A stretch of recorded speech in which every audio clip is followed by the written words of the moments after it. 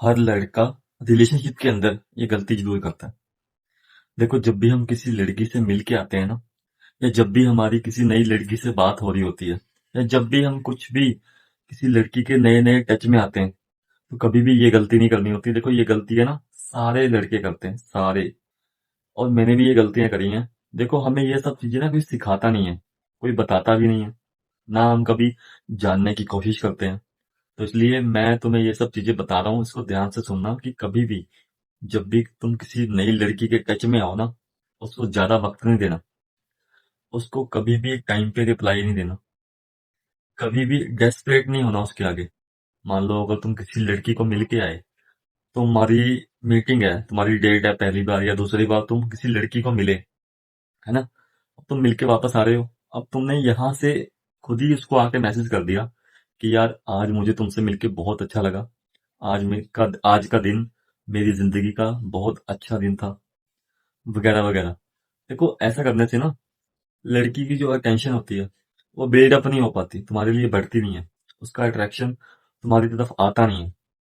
और जब तुम लड़की से मिलके आओ, या जब भी तुम्हारी लड़की से बात हो रही होगा करे ना, तो बीच बीच में गायब हो जाया करो। मान लो अगर तुम लड़की से मिलके आए हो, तुमने कभी सामने से खुद मैसेज नहीं करना जब तक वहां से मैसेज ना आ जाए। और वहां से मैसेज आए उसके बाद भी, मान लो अभी मैसेज आया है, तो अब 1 घंटे या 2 घंटे या 3 घंटे बाद मैसेज का रिप्लाई करना है, हाल के हाल नहीं करना। तुम जितनी बार भी रिलेशनशिप के अंदर डेस्परेट हो जाओगे ना, लड़की के आगे ये शो कर दोगे कि यार, मैं तेरे को लेके बहुत सीरियस हूँ, मैं तेरे को जितना टाइम तू मांगेगी उतना टाइम दूंगा तेरे पर, जितनी इन्वेस्टमेंट, जिस जिस चीज की तू डिमांड करेगी उस चीज की डिमांड मैं पूरी करूंगा।